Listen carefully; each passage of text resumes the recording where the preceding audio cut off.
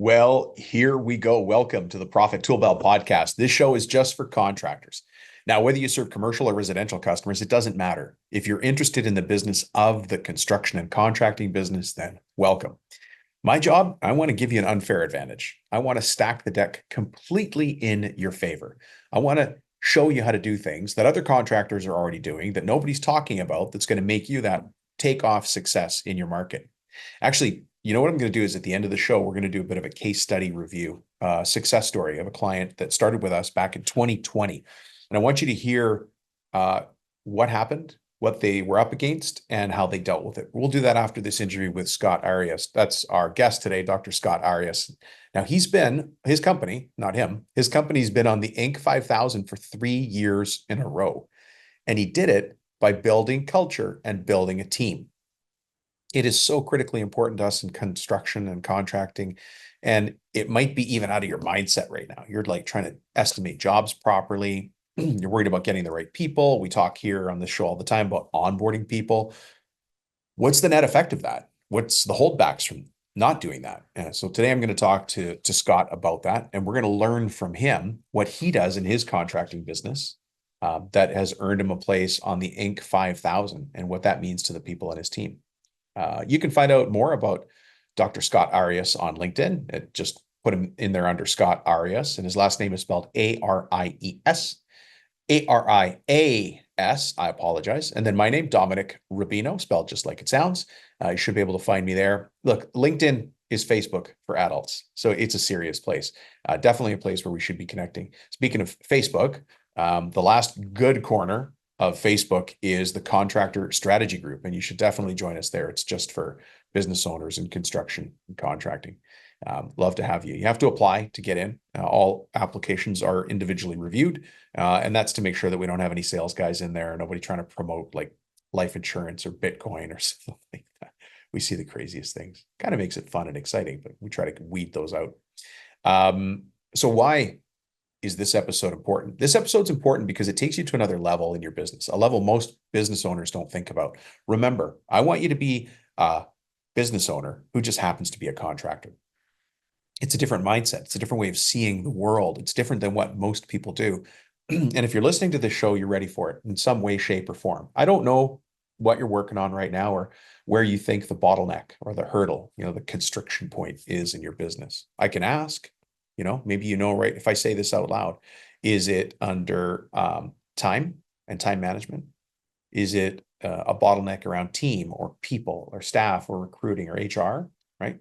Is it a bottleneck around money, profitability, estimating properly, right? Knowing your numbers, tracking your numbers. That's a big part of the case study we're going to do at the end of today's show, right? So is it time? Is it team? Is it money? Maybe you're thinking about a growth strategy or exit strategy. Actually, today, Scott and I are going to talk a little bit about an ESOP that he has in place already for his business. And he's a pretty young guy. We joke about being old, but he's young enough to still be at it. But he's already thinking about what the next level of his business is. He's got a proactive approach to his business. Do you have that, right? Do you have questions for growing your business or bottlenecks in the areas of time, team, money, growth, restrictions on growth? What about marketing? What about sales, new business? Maybe operations. Maybe you've got a partner issue. Think about those things and how they're holding you back. It's fine to think about it, but now what are you going to do about it?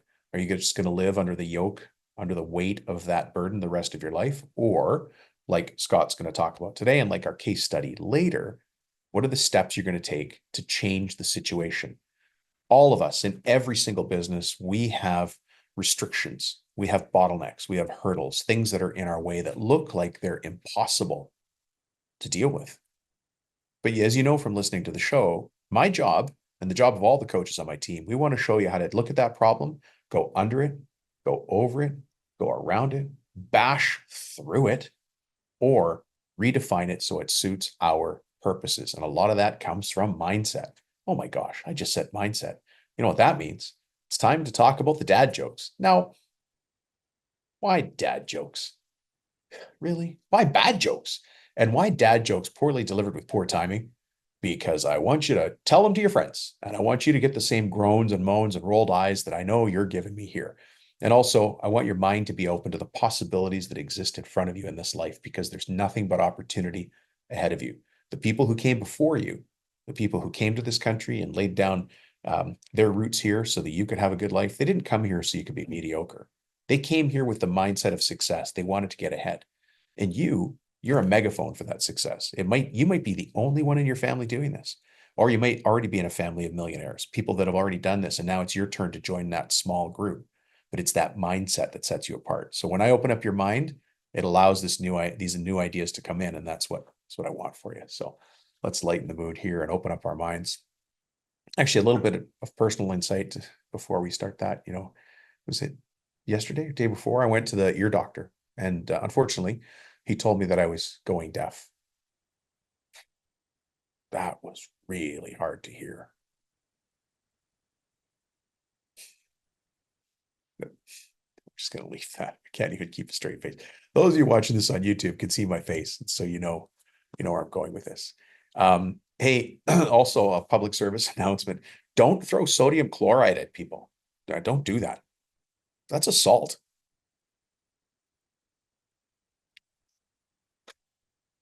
Hey. Hey, what do you call a detective who accidentally solves crimes? Sherlock Holmes. Wah, wah, wah. Today, Scott and I are going to be talking about people, hiring, recruiting, training, onboarding, all that stuff. But if you or somebody you know is looking for a job, I suggest you apply to the search and rescue agencies. They're always looking for people. Hey, my buddy Joe, he just went on the Dolly Parton diet. Some of you remember Dolly Parton? It worked really well. It made Joe lean. Who here who lives in Dolly Parton's home state isn't rolling on the ground laughing right now? A more serious question for you. What do you call a woman who sets her credit card bills on fire? Bernadette. So my landlord here in my office wants to come by and talk to me about how high the heating bill has been. And I told him, come on by, the door's always open. Oh, gosh. All right, look.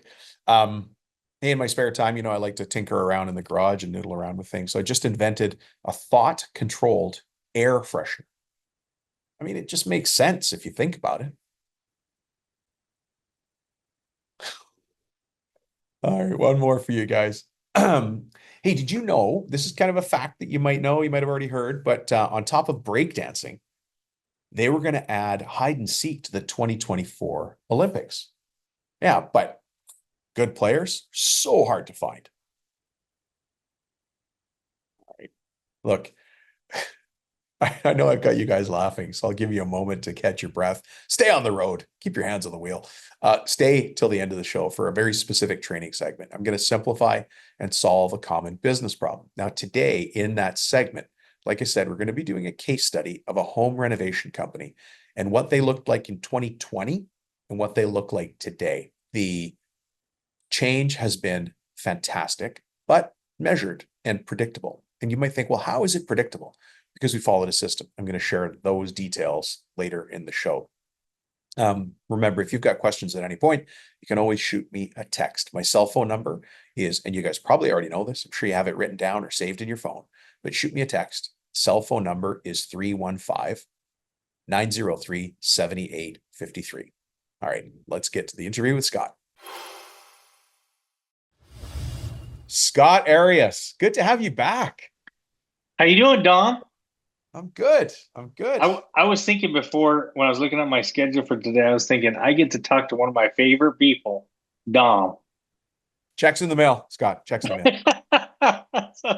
You don't even have to be nice now. You're already on the show. This is actually your I twice. got This you. is your second. This is your second time on. Yes, I'm breaking records. You're breaking records. Well, so for people who are interested, the last time you were on was a little over a year ago. Episode 219, Inside the Mind of Your Next Great Employee. So we're not going to talk about that again today because you're done with that one. Been there, done that. Yeah, I've been there, done that. Yeah. But in a second, we'll restate the title here because you've been recognized internationally and across North America for something pretty cool that I think people should be perk their ears up at. And actually, maybe throw it into your intro. Here, let me do this. Scott Arias, who the heck are you? And how is it that you come to be speaking to all these forward-facing contractors all over the world? I'd almost feel like I was in a courtroom where you're yelling at me. Oh, But yeah, my name where is were Scott you on the Arias. evening of the 17th? Yeah. I am with Ace. I am the CEO of Ace Consulting Company, and we are one of the most the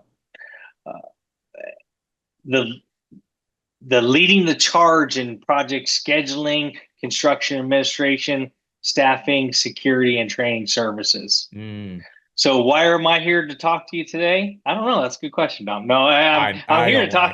why. I'm here to talk to you today, really about what has led up to our award of being placed on the Inc. 5000 for our third year. 3 years on the Inc. 5000. That's a pretty elite list. It is, and some people don't know what it is. Some people who are in business know what it is, but it's the Inc. 5000, 5,000 of the fastest growing private companies in North America. So it is not an easy thing to go through. I mean, you have to provide your finances, you got Mm, financials, you go through an interview. So it's actually not an easy thing to go through, right. but it really does recognize the companies that are poised for success. It's crazy that you've been on it 3 times. It is, and then to be on it 3 consecutive years, and I have to say, um, I'm surprised, but not that surprised because of what we do and kind of what I'm on talking about today. Yeah. So Well, I mean, we're going to be talking about that very thing today and I think you in our pre-talk, before we actually hit record, you said a big part of it had to do with culture, which is crazy because it's the softest of soft marshmallow landings. And we'll see. yeah, go ahead. Go. I was just going to say, the world that me and you grew up in, this older guys, and probably some people who are listening to this podcast, probably Yeah. most people listen to this podcast. Um, you went to work to earn a living, but Yeah. people don't go to work to earn a living anymore. Believe it or not, because that's Yeah. kind of been, and it sounds crazy, but It does sound crazy. I mean, you and I know it sounds crazy, and probably most of the audience thinks it too, but when you look at the Gen Z population, and as we discussed last time I did a podcast, is they're more interested in the all the peripheral stuff. One of them being the culture of the mm, organization. Do they feel like they're part of the decision making process? I was told to shut up, and if I wanted to have an opinion, I needed to earn it. You know, so who told now, you that? When you and I were young, you mean? yes, Okay, I thought you meant yes, by your current staff. I was like, yeah, that's not no, going to go very no. well. I know you well enough to know that's going to go over No, that wouldn't fly. That wouldn't like a fly at toot all. in church. Yeah. Okay. But I mean, there's a lot of truth to the fact that that's why people, not only go to organizations but are retained in an organization. The average college graduate will go through 6 different companies as Yeah. far over their lifetime, which doesn't sound like much in construction because we do travel, we move around, Yeah. things Project to like that. project. And yeah. But if you look at it simply as, hey, I'm moving from one company to another company, in line with basically what I was doing before. Mm, That's what they're talking about, and I bring that up because the question is why? Why would they? Why would they move so often? And the reason is that they want to find. Um, I always say a meaning to life, right? Which is funny because I never thought as owning my own corporation that I would have to give a meaning of life to somebody. But right. the truth is younger people are looking to be part of something that's bigger than themselves, Yeah. and which is admirable in a way. Yeah. Um, Different than my generation. My generation was like 80s, 90s. We were the decade of me a little bit. is focused more on your individual success rather than the success of an organization. That's why culture is such a really big item. Yeah. It is a big item, but when you're trying to estimate, you're trying to win jobs and you're trying to hire people and keep them motivated and just trying to keep them working. Thinking about culture, it feels like another level that might be a waste of time. I'm going to put a lot of work into culture, but I got this guy, Danny's always an angry guy, and Jerry's always late, but he's a good worker. And Susie's kind of like, she's my cousin's neighbor, so I kind of know her. And we're just a team. Just we don't really need a culture here. We're fine.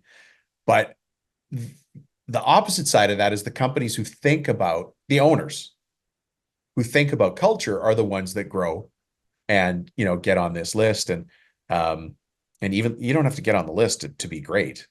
The list is great in itself, but you can work towards that. Before we go too far forward, though, I think I want to paint a picture of your background so that people get a context of your life, because you were something in the military that's pretty specific. So we should paint a picture of that. And I wonder if any of that colored your view of being a business owner and this focus on having the right kind of team to do the right kind of task. And that's actually a great question. As much as it hurts me to give you any kind of credit, Dom, I will say that's a great question. The truth of it is the company that I have today, and I was about to say my company, and that's how I feel. But when I talk to my staff, it's really about our company, talking about culture, right? Yeah. The company's not there to serve me; it's to serve the greater good of the collective sum, which most business owners would not like to hear. But it's a mentality. It's a servant leadership, go-giver Exactly. mentality that you bring to it. So, and that's interesting in itself, right? We're here to serve others. And look, we got to get some too, but we're here to serve others. And, I always believe what Zig Ziglar had to say before we go back. Sorry, I didn't mean to jump off topic here, but you brought up something. Jumping off topic is the theme of the show. Are you kidding me? Okay, well, I should have known that. But Zig Ziglar, which is known as a salesman among salesmen. Yeah. Very accomplished salesman and speaker in his own right. He used to, when he talked about, organizations and culture and that kind of thing, he always referred to about being open, being willing to listen, and that's something that most people don't get. And think about the concept of servant leadership. I mean, where does that come from? For me, it comes back to my faith, which is my faith in Jesus Christ, which was a servant leader, thus the best servant leader of all time. And so following that same general thought process is why we are. But before I kind of got ahead of myself, so I grew up in Albuquerque, New Mexico, and there's one thing you don't do in New Mexico, and you don't go on the water in New Mexico because there's no water there. Okay, I was going to say, desert. Yeah, so, right, yeah. But I joined the Navy, which is all about the water. That's a real stretch from there. I know. But I joined the Navy, and I later found my place within the Navy Seabees, which is a naval construction force, and that kind of followed my career through. My career, I did 12 years, ultimately medically retired from the service after I suffered a series of different accidents. Either I'm accident prone or good looking or both, so one of the two. But when I got out of the service, I worked on U.S. embassies because one of the duty stations I was on in the service required that I have a top secret clearance. So I went into that realm, worked in that arena a little bit, and that kind of, so everything was a formulation of, what we do today. And, I was a professor, spent 10 years as being a professor. I was a construction manager. I spent, 20 years of my life being a construction manager. I was a Navy recruiter. And were you? I didn't know you were a recruiter as well. Yeah. And so that kind of goes into our staffing section of the company. So you the experience you gain builds that ability to either start or specialize within an existing organization. So that's kind of where I am at today. Been in business since 2008, 16 years, and I have 5 more years to go before my company is converted to an ESOP. Oh, good for And you. So talk about culture. And is that so, I mean, if it's not publicly known, all they have to do is listen to the episode. But do they know that it's gonna be an ESOP? oh, absolutely. In fact, this morning we had our ESOP advisor come in, and even though we're not transitioning to 2030, Mhm. a lot of the prep work has to take place now to allow us to prepare for that. So it sounds Yeah, like you can't just do it overnight. Yeah. it sounds like a long runway, which it is, and but about being prepared, um, and I need to work myself out of the business completely to where at the end the business doesn't need me anymore. You Interesting know, that you say that. You've already recognized the exit plan, which is an ESOP, employee mm-hmm. share option plan. Is that what ESOP Employee stands? stock option plan. It's employee stock option plan. So that's your exit strategy. So you already have the exit strategy, but the thing you're working on the most is culture, which is what you get recognized for on the Inc. 5000, and you're here to talk about today. Uh, and again, I used to be the guy that said culture is nothing but Lucky Charms and rainbows and My Little Pony. We don't need that stuff here. We're running a business.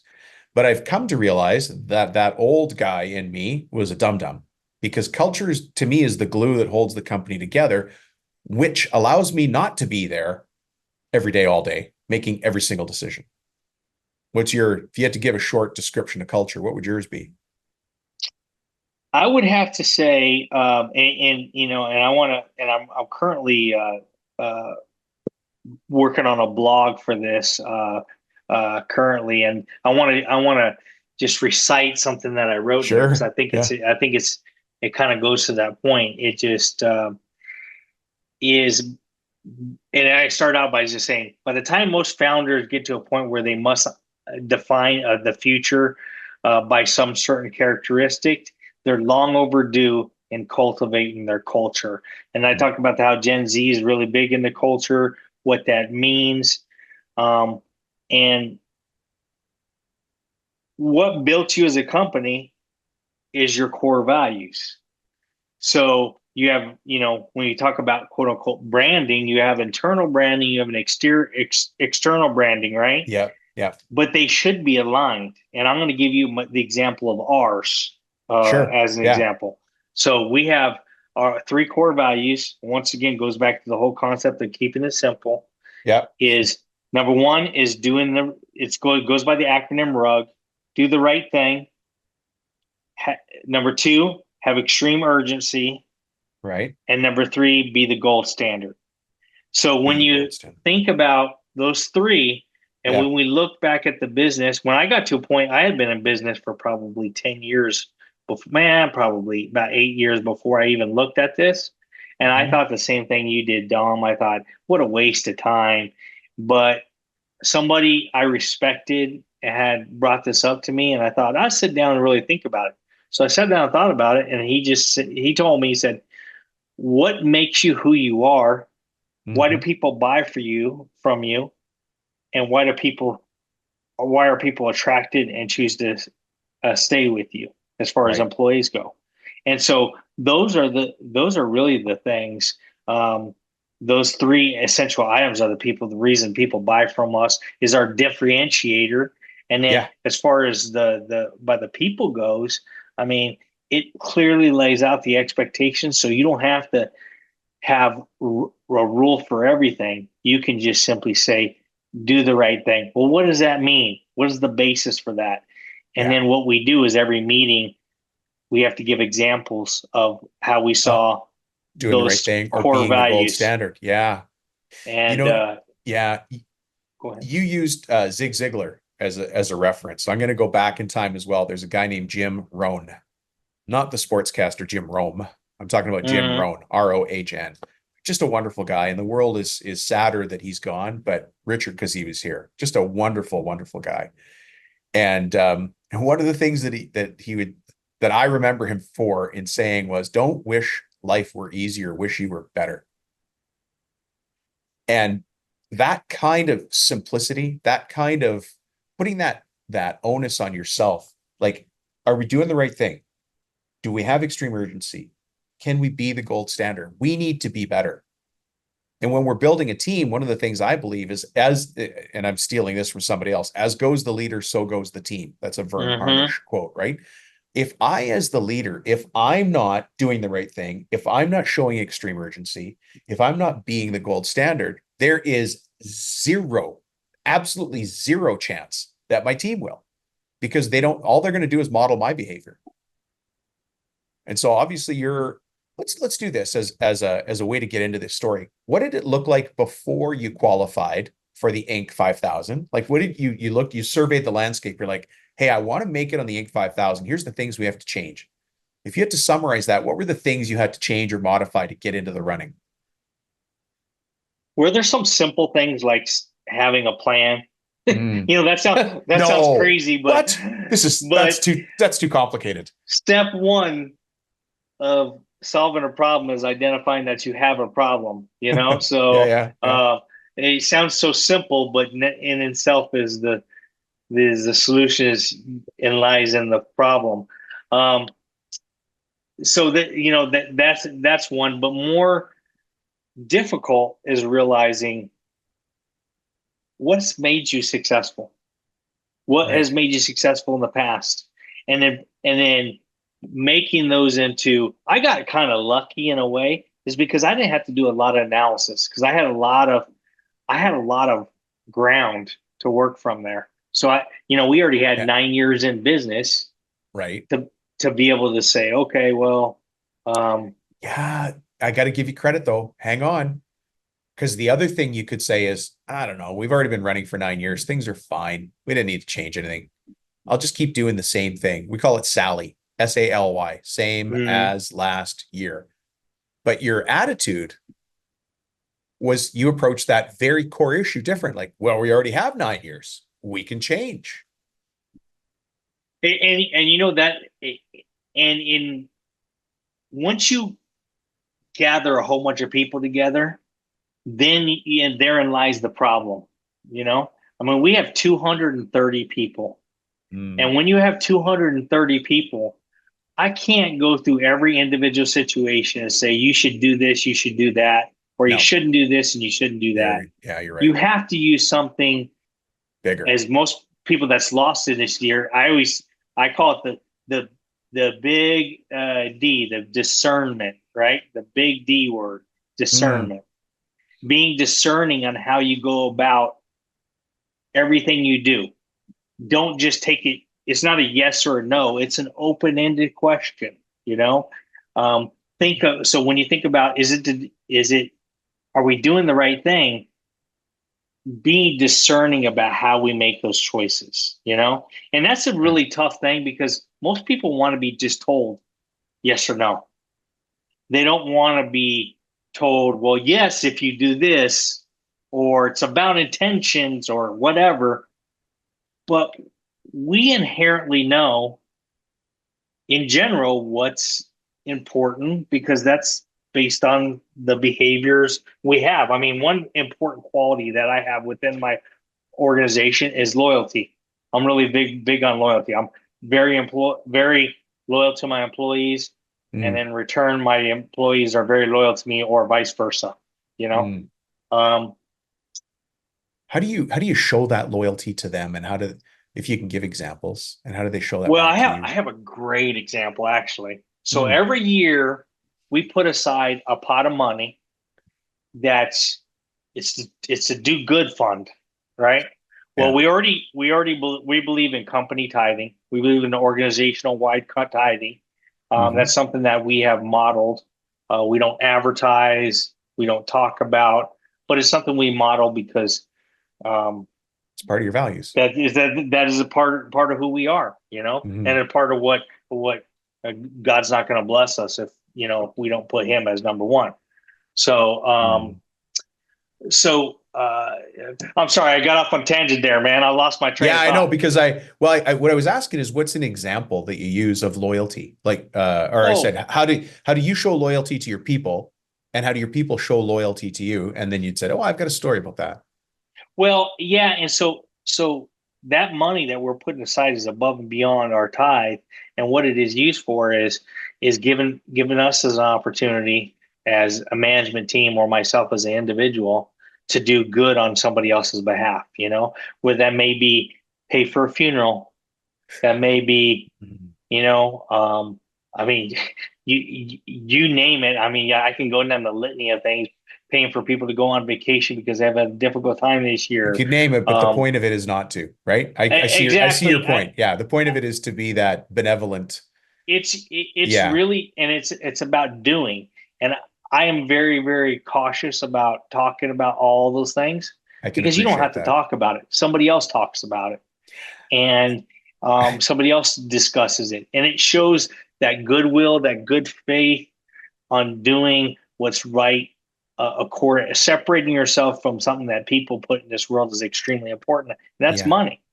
yeah. And so, and it's also doing other things like we have a huge Christmas party every year where we bring everybody together, have a good time. But it also is more important than that. It's how you treat everybody in the workspace every day.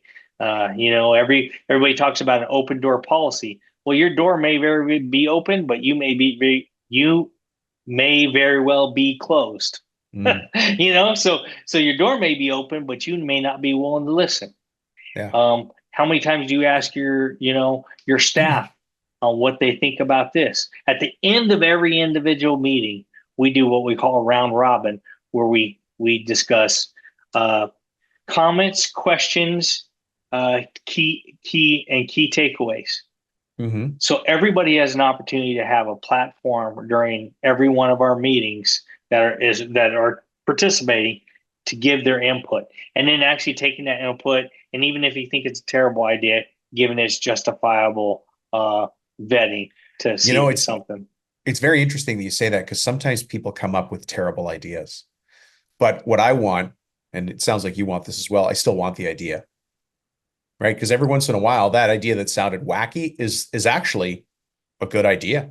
It's Well, actually whoever thought we carry laptops in our pocket, but we do every day. They're called iPhones. that's right. So Yeah. I mean, it comes from somewhere, but Yeah. but I find that if I stifle that creativity from people, then they just stop trying. And so, yeah, somebody puts an idea on the board. All ideas are good ideas. All ideas will make it on the list, but something's going to come first and something's going to come last. Doesn't mean it's a bad idea. It's just something has to come first, something has and, to come seven, yeah, something has to and, come and last. and then communicating what those decisions are. A lot of people will offer up the input, and you've heard this from people before. Oh, I told our management staff that, but they never did anything. And Yeah, that one's tough. and I feel so like I over communicate and people still come back and say, I never knew that. I'm like, okay, well, thank you. We'll say it again. We'll say it. well, and it goes back to this whole culture thing. The generation that we have now, the up and coming youth of our business wants to be involved in the decision making process, whether we think is warranted or not. It is the reality, and if you want to keep and retain and attract top talent, you have to either you have to go down that road, and that means listening their input. Doing, having, we have a every month we have an event, and Hmm. you're thinking to yourself, when do you guys have time for work? Like every month Yeah, we have an nothing we've event, talked about here is actually picking up tools. Yeah. but in the afternoon, and that's a good point. And afterwards, remind me of that, Dom, Okay. what you just said.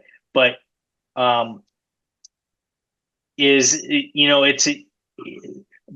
but you can't get to the point where you have the right people on the bus if you don't do some of these things.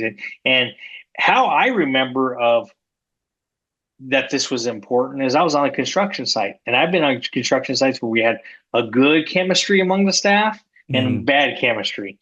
And let me just tell you, it was miserable when we had bad chemistry, Yeah. but it was tremendous when we had good. And Hmm. so writing those things down and taking note of it myself, I thought someday when I'm in charge of an organization, I'm going to do some things like every month I'm going to have an event, which will be maybe take a couple hours out of everybody's schedule for one thing, and I'll give you a great one. In August for our company, we had a talent show. Mm, Everybody was required to present a talent, whether it was part of a group or as an individual, really? and it took 4 hours, but it was awesome. And at the end of it, and I'm not bragging on myself, but at the end of it, I took the realm to myself, and my talent is I'm kind of known as a as a daring kind of guy. So Uh-huh. I dressed up in an Evil Knievel outfit, and then I Oh, jumped my gee. go-kart over a 10 foot over a jump. I actually, if you look at on my LinkedIn account, it has me jumping Oh, my God. go-kart, and and you wouldn't believe how much positivity we got from that. My son plays the guitar, so I was you going to know say, you're probably surprised that somebody picked up a guitar and just, you we know, have another guy who sings for his church, and he sang, and I mean the incredible. And then we had some stupid stuff. We had one where we had our entire field staffing sector where they all sat down and they drew pictures in a competition, and then their claimed that their talent was their drawing ability, and so they got up and everybody had to judge how well what do they you drew a picture. what do you do? So I'm going to ask a question on behalf of the audience because somebody out there doesn't do any of this, but they're interested and they're curious and they're thinking, my guys are going to say, or I could think of one guy, Problem Pete. Problem Pete's going to go, this is stupid. I'm not here to do this. I'm really good at fences or decks. I'm really good at roofing, or I'm perfect cabinet maker. I'm not doing this. What are you doing? How do you deal with that kind of attitude when it comes up? Because if we don't fix it or if we don't have a plan, even us as leaders, we're like, oh, that didn't work. So what do you do? Well, identifying who those people are, because people that have influence don't necessarily have influence that ties to their position title. And a Yeah, good example of that right. is a the best superintendent you have may not be The identified actual, as the best superintendent. It's just yeah, listed as superintendent. yeah. So identifying who those people are and making sure they're on your side, kind of changing That's the so thought funny you say process. that. Just today, I was thinking about the problems that we encounter getting people on board with change. How do we get people bought in? A lot of times people say, how do we get people bought in? Can I share one of the tools that I use for this? And you Sure. may have the same track. There's a book called The Oz Principle, OZ. Have you ever heard of that? Hmm.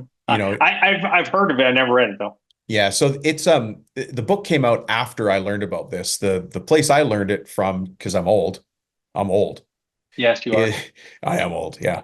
It's from a University of Melbourne study, like back in the 70s, and it referred to something called the internal or external locus of control. Now Hmm. the problem with that is it's boring. It's like science talk. It's like looking at that article doesn't make it come to life for people. And so over the years, I've developed and worked on it, and it's called the victor victim mindset. And there's a line. If you take a page and you draw a line right across the middle, there's choice. That line is choice. You either choose to be a winner or you choose to be the opposite of winner, which is everybody's saying it. You're 12th place. 12th place. Yeah, yeah, but you still get a badge. I'll say whiner, not the word everybody's thinking. Okay. But as soon as I say that in front of my group, like at a whiteboard, at a muster station, at our toolbox talk, right away they know, uh-oh, Dom thinks above that line is winner and below that line is not the word loser, but whiner. Hmm. And then I go define it. And I've got a simple visual. If anybody wants to just text me and I'll send it to you. But having that as a rule for how our company operates, that's one of the things because I have to make it simple and there has to be a visual, something to refer back to. Is that the kind of thing you do to get buy-in from Problem Pete when you think he's going to, shoot your idea down? Yes, and also being, you know, I don't take I don't go about these in a space of in a space where it's a sterile space where I don't have any input from anybody. I always ask Mm, input, and um, if I can't get that person on board, I make them uh, the point of everybody I say point of laughter, but it shouldn't be as that. But that's what I use. But making them as an example. Well, he didn't. Problem Pete didn't want to participate, but he's going to do it today. What are you going to do, Problem Pete? Oh, I see. That Yeah. kind of thing. Making the example of them, but also being the senior leader of an organization. I mean, people see what I do. See duck go. And so as I taught when I was in elementary school, and uh, so I mean, there's just a lot to that, and I also go. You said a few things, trying to make it vague, but leave yourself room to grow. I always say there's the four things that these core values do, and they allow you to hire, fire, reward, and promote. Now, I stole two of them from Traction, the book Traction, but the other two I made up. And I want to make sure that those core values, when we look at somebody to do the right thing, are we hiring the people that are going to do the right thing, that we think they're Yes. going to do the right thing? Are we Yeah. firing the people when we identify that their inability to do the right thing? Are we, rewarding via a bonus by showing somebody every year at our annual banquet, I give a coin and it's backed up with money, and it's for every one of our core values, and we say through the year we feel this person has exemplified this core value the Sure. most, Okay. and then there's money associated with that in addition to the medal itself. And then every quarter we do where they pass the medal around, where one person helps identify another person who's as what's the word I'm looking for, as justifiably deserving as they were. Okay. So that's right there, that's where people lose it. People say, well, core values, that sounds great or whatever, but I'm worried about doing work. Yes, that's true, but also it's about how you do work. It's It's about how you build it into the system. institutionalizing those Yeah. core values. So doing the right thing, that makes sure that we don't just, throw crap up on the wall, as we used to say when I was a Mason, that we actually do stuff in a quality fashion. That's doing the right thing, Right. constantly having it people, thinking through people's head, doing with urgency. We know we got to get it done in a period of time. When we make commitments, we got to live by it. Everything plays just right into, kind of the environment we work in, but more importantly, into institutionalizing that core value into everyday work. Because if until it is institutionalized into everyday work, it means absolutely nothing. So this is excellent because I want to find out what you've been on the Inc. 5,000 list 3 years in a row. So what does year 4 look like? But before I do that, you asked me to re-ask a question again. What do you guys do? Like we haven't talked about picking up the tools at all. I know what you do, but I'm asking that in this, interviewer sort of ignorant way. Like, what do you do, Scott? But when do you actually pick up the tools? It's not all just popping balloons and carrying people on each other's shoulders. Like, what's the actual work? So, what we do is probably not the most exciting stuff in the world to people. Well, to me it is, but not to most people. But actually putting, project schedules together, that's a big piece of what we do every single day. Right. Um, Providing, superintendents, quality control managers, or site safety and health officers. We provide them on a contract basis, or project managers on a permanent placement basis. Providing So, training, like so project management training, that kind of thing. Go ahead. yeah, I was going to ask. I just want to paint the picture here. So if I'm a contractor and I'm in Boston or Baton Rouge, or I need another city that starts with B up in Oregon or Washington, Bellevue, Washington, and I win a contract in Chicago for some reason, you're the company I go to that says, "Hey, I need a PM to help me build this new Gucci store in the mall or apartment building down the street." Is that correct? And that's exactly what we do. Okay. Yeah. And we kind of developed that niche out of the government realm because they have very strict guidelines on what these positions look like. So Mm, when we talk about a superintendent, you know, a superintendent in the commercial world is somebody who can write it on a resume, right? But the fact is that getting a superintendent who can really do the job is what we're focused on doing, because that's what we do in the government arena, and it translates over. So Right. yeah, so if you're trying to do a project, whether the local, regional, or international too, because we've done work over in Greenland and Italy and a few other places, Mm. um, you just call us up and say, hey, I have a need for this person starting on this date for this period of time. What do you got in my area? And then we tell you what we have in your area, along with a rate, because obviously housing is different in Washington D.C. than it is in Lexington, Kentucky. You know, Yeah. so Yeah. that affects the dollar value. So that's primarily what we do. And I guess you have a lot of questions like what kind of culture is your business? And, who are you guys? You probably ask quite a bit in the intake. Well, the big one is, when people bring us in, is like, okay, what do you guys stand for? You know, well, what if Mm. you had to say what do you stand for? And I always tell people, it's like keeping our word. And I got that from my grandfather, because that's also a biblical one, being a Christian based company Yeah. like we are. Yeah. But that also goes back to what my grandfather used to say about, you know, when you give somebody your word, it means more than it does your handshake. And he just meant by that, because in the old days, we could say give you some of your words is more important than what you have on a contract nowadays. Yeah. And so and that's There's, probably the most important thing that people, and that kind of backs up everything we talk about, having core values, having those things, whether that be internally looking or externally looking. People right. want to know, hey, you're always going to do the right thing. We've had companies that have accidentally sent us a check for the sum of the entire contract value rather than this period's Oh, right. billing. Right. Right. Yeah. And then we turn around and write a check and send it back and say, hey, you made a mistake. And Mm. then people will call me up and be like, "Are you?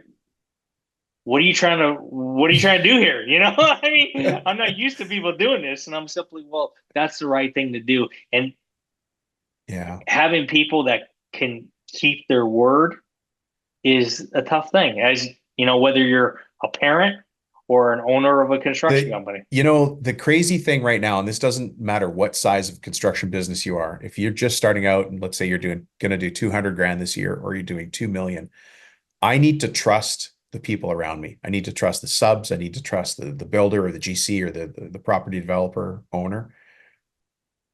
And the problem is I can't trust a lot of guys, right? You might say, hey, Dom, find me a drywaller. I'm like, I got the right drywaller, but he's not the cheapest. But my next question is he going to do the job? Is he going to show up and finish it?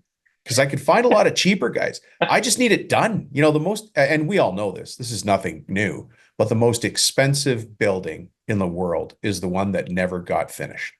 Mm-hmm. I need that job done. Because after the drywaller comes the mutter. After that comes cabinets. After that comes flooring. There's if this trade doesn't show up, if I can't trust that he's going to do it, he's holding up the entire project for no reason. He's got an inordinate amount of power that he doesn't actually deserve. I need to trust that you're going to, as you said, do the right thing and be the right guy.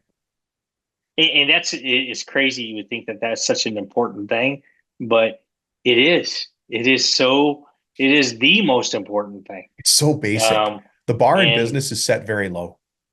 Yes, especially in construction, the ability to keep your word is, and but if you think about people who are successful, especially in our business, the construction business, and talking about people who are in Inc. 5,000, it's simply just doing what is that, just keeping their word, Mm, nothing more, not over promising and not over delivering, but doing, just keeping with what they say. You know, yeah. they say they're going to do this, they're going to do this. And it happens. Yeah. The geez, I so many questions to ask you, but let's start to go wrap up on this. You've been on Inc.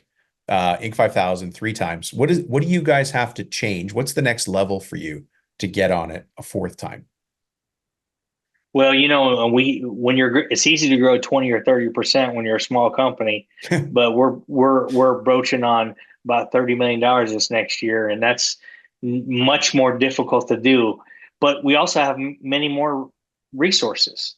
Mm, So we've invested in a few things.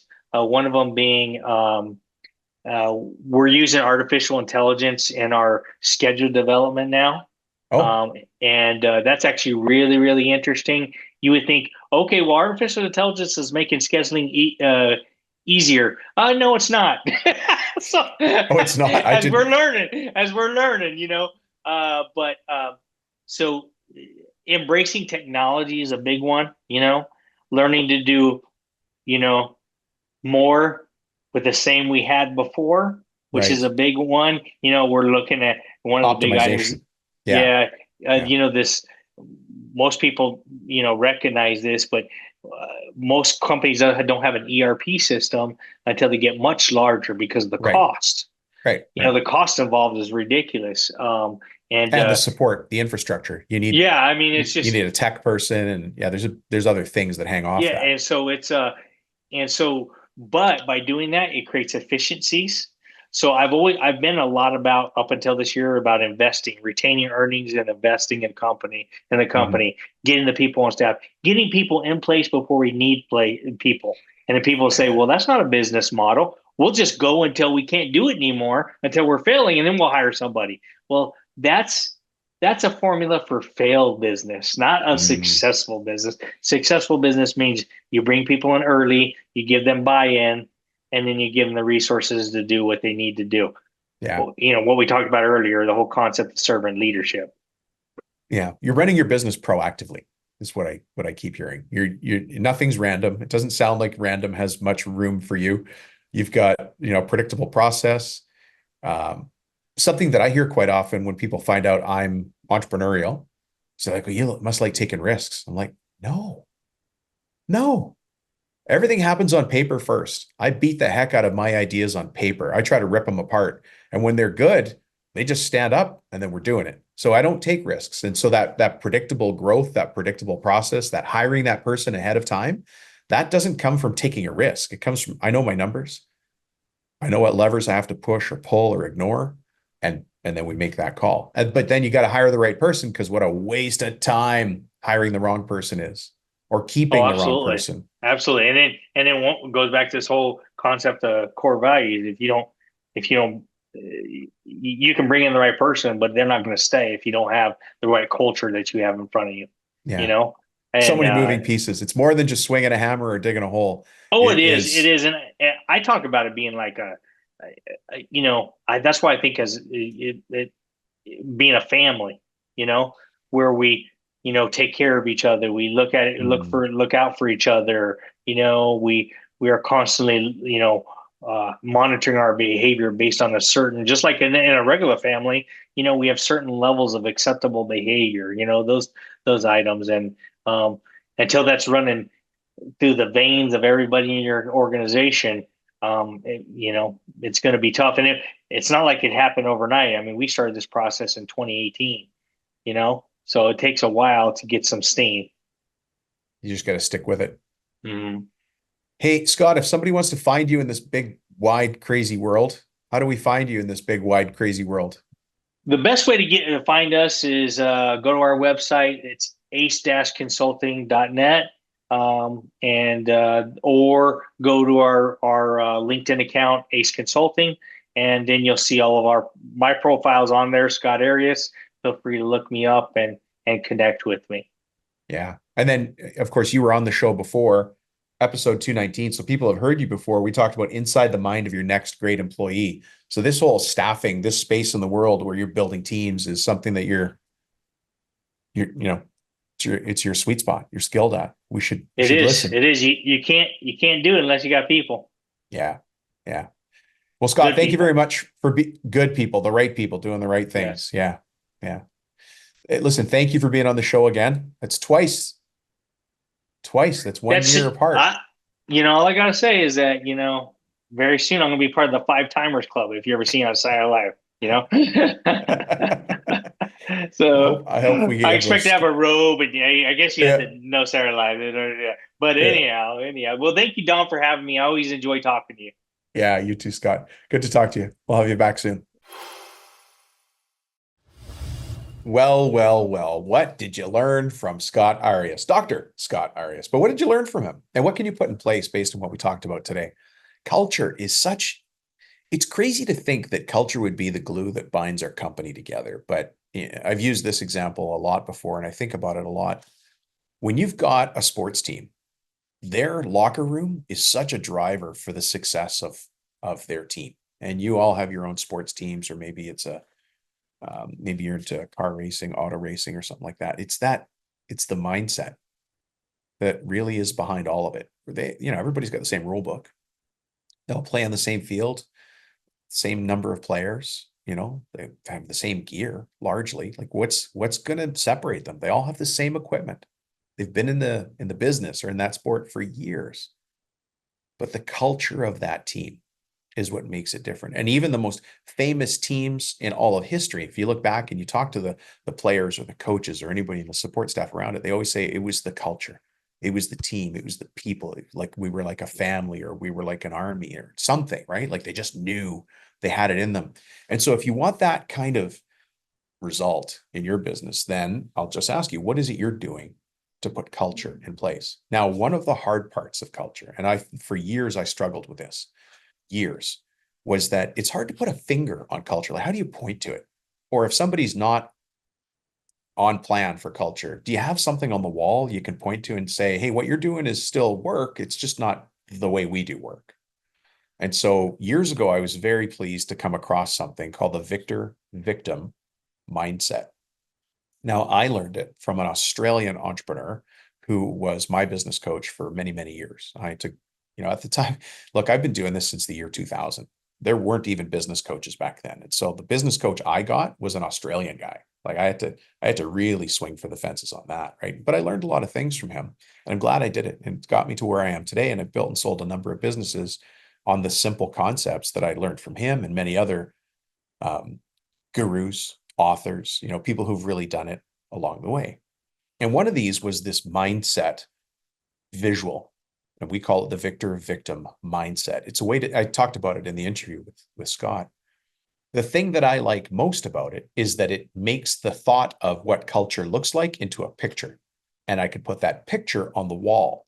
And once that picture's on the wall, I can refer back to it and other people see it. Now, if I put it on the wall and I don't live up to it, then it's just something else on the wall. You forget about it. Like, you know where the light switch is, but you only go to it when you need it.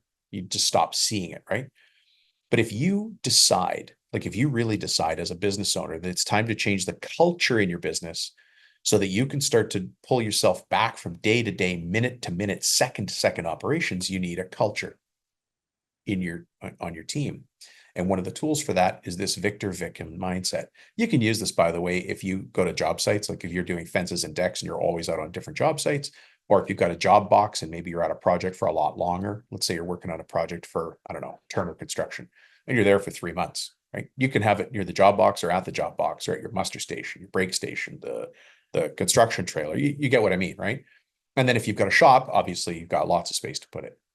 But don't let your location or the way you do business hold you back. Okay. This concept is really powerful. And if you want the victor victim mindset, it's a poster. We do it as a PDF. You can print it, you can redo it, blow it up, take it to Staples. They'll make it as big as you want. Take it to a diazo printer. They'll make it a huge poster. You do what you want. Once you get it, just send me a text and ask for it. It's called Victor Victim. And so that you don't just have a PDF to look at on the wall with no explanation, there's a video. The video is me delivering it as if I'm delivering it to my team. It's actually part of the onboarding process that we use for people who are joining us in any of our coaching programs, but you're free to watch it. It's going to be tons of value for you.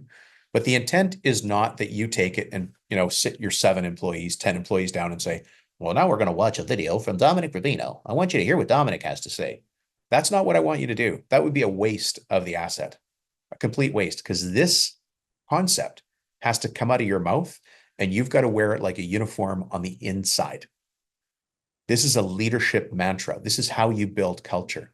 And you may have heard me say this before, but that concept, when I train people, when I'm building a company on their training, on their onboarding, is day 1, slide number 2. And the reason it's slide number 2 is because slide 1 is how to log in, how to do payroll, taxes, and all that stuff. But the very first real thing we talk about in the business is what it means to be on my team, what we will and won't accept. And I'm a real stickler for that. So we find people going below the line. I now have a tool. If I find people placing blame, making excuses, being negative, being in denial about things, or having a scarcity mindset, we could point right back to this poster. Anyways, I want you to have that if it'll help. That's my take on culture. Scott has lots as well. He does lots of training. You should really go to his website and see the kind of construction training.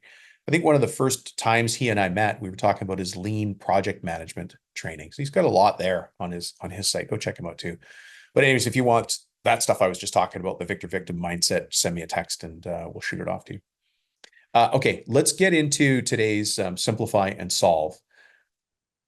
The reason I want to do this is because we just reviewed a client who's been with us since 2020. So they're a one-on-one business coaching client. And some of you ask, well, what the heck would a business coach do for me anyways? We know what to do. I don't know the answer for you. I actually don't know. You'd think I would, since I've been doing this for a long time, but I don't know. It's different for everybody.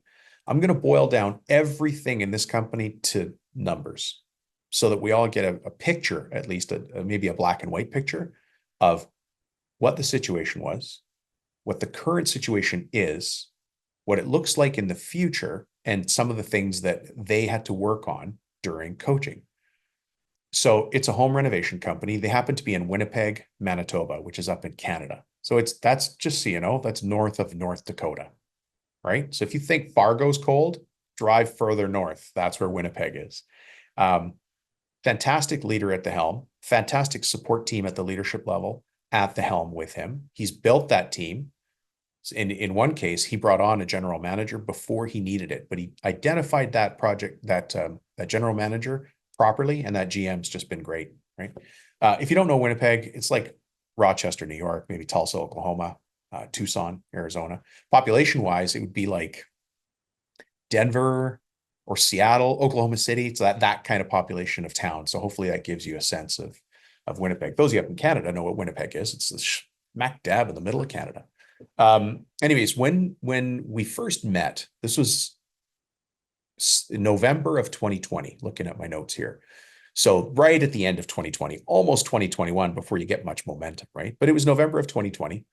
This was what the original VTO said. By the way, with them, we use the system, as we do with all clients, the VTO, which stands for Vision Traction Organizer, and it comes from Traction, a book called Traction, written by Gino Wickman. It's part of the larger pieces of education that we bring and show business owners, because we stand beside you, right? And we say, let's do this. And how did that go? Let's do this. And how did that go? We're always there holding you accountable. Our job is to build wealth for contract. Actually, that's why we rebranded. You see my hat, Contractor Wealth Systems. Contractor Wealth Systems is the education arm of everything we do. And then the specialty divisions, if you will, this one's Profit Tool Belt. The other division is Cabinet Maker Profit System. So that's how we get to that same place, right? We bring education to people specifically for business owners, specifically around growth. So when these guys started back in 2020, they didn't have the team they needed. So that was one of the things that comes up as a consistent theme. But sales were $1 million. How many of you out there are at $1 million? Maybe you're at 750K, maybe you're at 1.3, maybe you're at 3 million, wherever you are in your journey. But these guys were $1 million as a home renovator. Did great work. The owner, I won't say his name, the owner started on the tools. He was the guy that was swinging the hammer. And he kind of found himself being a renovator the way a lot of people did. He liked working, and he ended up getting a couple small contracts and then realized he's renovating homes, and he added people to his team, and he understands team building, and he understands culture.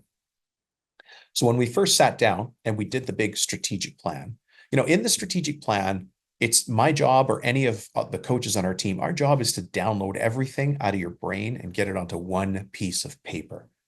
That's the first deep breath you can take out. Remember this. If you like this feeling, do this with me. Wherever you're sitting or standing, put your shoulders back just a little bit and lift your chin up. I want your chest to be nice and high.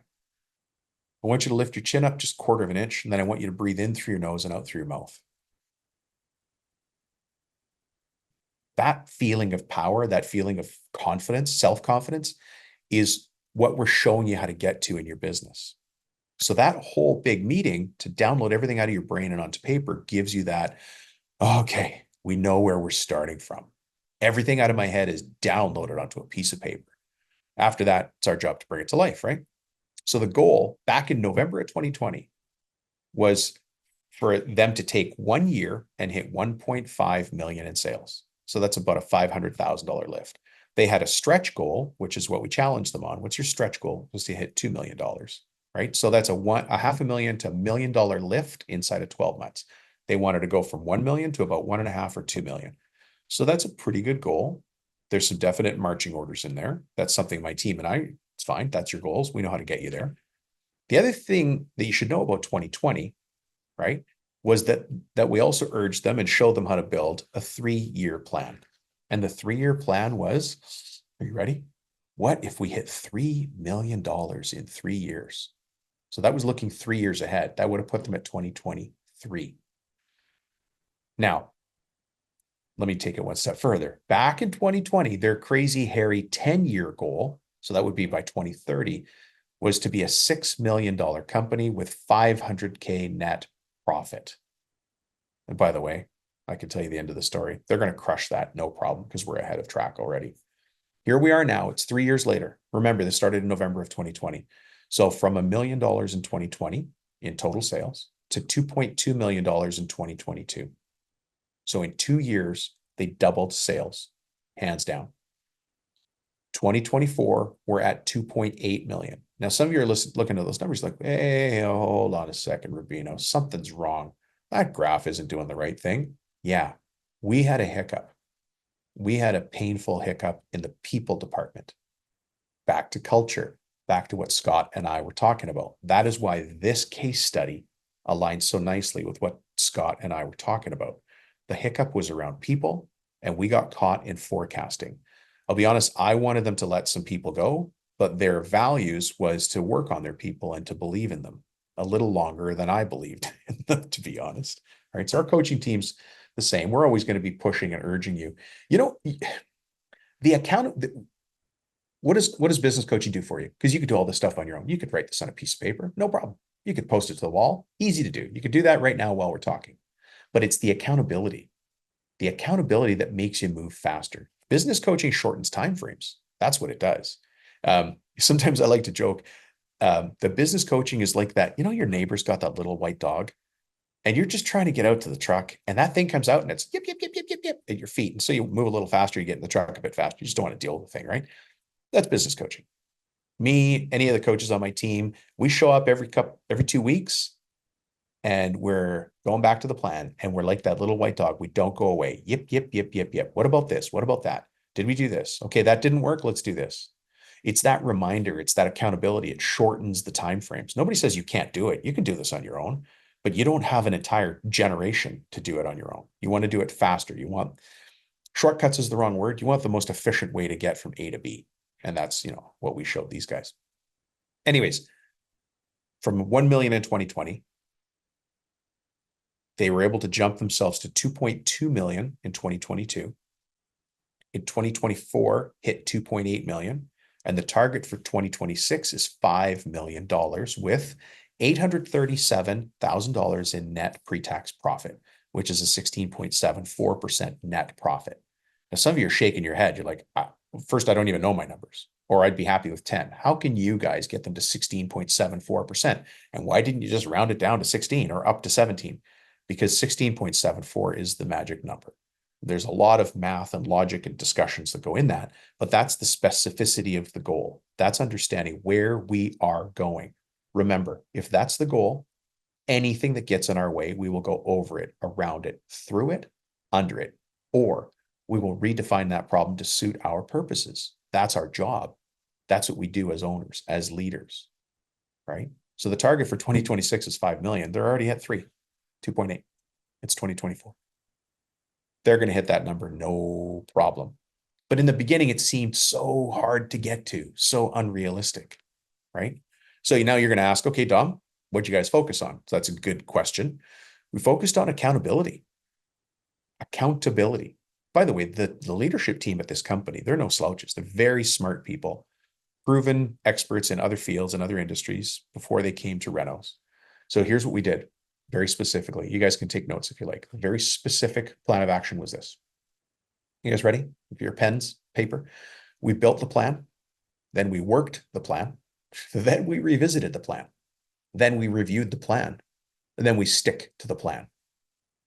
That's the plan. That's the accountability. We didn't change flavor of the week. What happens is the day you build that plan becomes our boss. It tells us what to do. Anytime we're not sure where to go, you just shoulder check the plan. You go back to the plan and you work the plan. It sounds so simple, but that simplicity is the strength, right?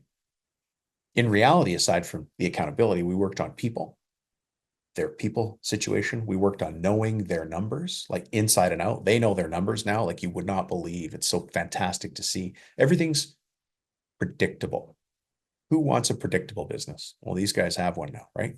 So we worked on people. We worked on knowing the numbers. We worked on process. Now, process is kind of a big lump because there's building process, like the actual how do you do a reno, and then there's the sales process. And one of the interesting things we did on the sales process is that just recently, after we changed there were two designers that were causing problems in the company that caused the sales and production slowdown. We went back and looked at the sales process and revamped that. And you got to keep in mind, this company is led by a tenacious leader and a solid team. Those whiners that caused the slowdown really set us back. But what we did now under the sales process is paid design packages. So now if you're going to work with this home renovator, you have to do a paid design package.